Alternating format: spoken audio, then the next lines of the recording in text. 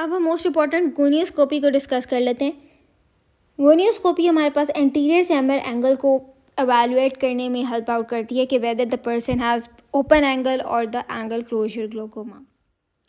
पर यहाँ पे ये बताया हुआ है कि जो एंगल होता है एंटीरियर चैम्बर का, हम उसको डायरेक्टली कॉर्निया के थ्रू विजुलाइज नहीं कर सकते, क्योंकि वहाँ पर जो लाइट होती है उसकी टोटली इंटरनल रिफ्लेक्शन हो जाती है। तो जिसकी वजह से हम लोग गोनियो लेंस यूज़ करते हैं। जो गोनियो लेंस होता है वो टोटल इंटरनल रिफ्लेक्शन को एलिमिनेट कर देता है, जिसकी वजह से जो एंगल ऑफ इंटीरियर चैम्बर होता है उसके जो स्ट्रक्चर्स होते हैं वो विजिबल हो जाते हैं, जिसकी बेस पे हम क्लासीफाई कर सकते हैं कि whether it's open angle glaucoma और द क्लोज एंगल ग्लोकोमा। अब हम इसको डिफरेंट ग्रेड्स में क्लासीफाई करते हैं। जो ग्रेड 4 होता है, अगर आप इस डायग्राम में देखें फिगर 11.8 के अंदर, तो ये गोनियोस्कोपी आपके पास शो हो रही है। तो जो ग्रेड 4 होता है ये वाइडेस्ट एंगल होता है, इसके अंदर सारे structures, all the 4 structures are visible. ठीक है, जो हमने जिस तरह से पहले एक्सप्लेन किया था ना कि जो एंगल होता है it has 4 structures. It has Schwalbe's line जो कि डेसिमेंट मेम्ब्रेन का पार्ट था।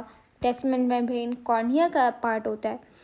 फिर ट्रैबिकुलर मेशवर्क होता है, फिर स्क्लेरल स्पर होता है, और सिल्वरी बॉडी की जो एंटीरियर सरफेस होती है वो भी हमारे पास एंटीरियर चैम्बर का एंगल के अंदर जो इसकी कंपोजिशन होती है इसमें बहुत रोल प्ले कर रही होती है। तो इसके अंदर सारे स्ट्रक्चर्स विजिबल होते हैं ग्रेड 4 के अंदर। जो ग्रेड 3 होती है इट्स ओपन एंगल, और इसके अंदर एक स्ट्रक्चर जो सिल्वरी बॉडी होती है वो विजिबल नहीं होती है, बाकी सारे स्ट्रक्चर्स विजिबल होते हैं, तो इसको हम ओपन एंगल कहते हैं। जो ग्रेड 3 होता है ये एक मॉडरेटली नैरो एंगल होता है, जिसके अंदर 2 स्ट्रक्चर्स जो कि anterior surface of the silvery body और जो स्क्लेरल स्पर होता है वो विजिबल नहीं होता, लेकिन जो शॉबल्स लाइन होती है और ट्रैबिकुलर मेशर होता है वो विजिबल होता है। तो it's a moderately narrow angle. जो ग्रेड 1 होता है इट्स अ नैरो एंगल, जिसके अंदर 3 स्ट्रक्चर्स जो कि सिल्वरी बॉडी होती है, then we have the scleral spur, और जो ट्रैबिकुलर मेशर होता है वो विजिबल नहीं होती है, इसके अंदर बस शॉबल्स लाइन विजिबल हो रही होती है। और ग्रेड 0 के अंदर कोई भी स्ट्रक्चर विजिबल नहीं हो रहा होता, तो it's a close angle glaucoma. तो ग्रेड 4 है वो वाइडेस्ट एंगल है, इसके अंदर सारे स्ट्रक्चर्स विजिबल होते हैं। जो ग्रेड 3 होता है इट्स ओपन एंगल, इसके अंदर 1 स्ट्रक्चर विजिबल नहीं होता। जो ग्रेड 2 होता है it's a moderately narrow angle, जिसके अंदर 2 स्ट्रक्चर्स विजिबल होते हैं और 2 स्ट्रक्चर्स विजिबल नहीं होते हैं।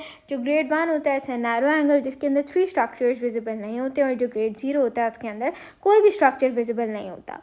फिर एक टर्म यूज़ हुई हुई है दैट इज़ पेरिफेरल एंटीरियर स्टिग्नाई। इसके अंदर क्या होता है कि जो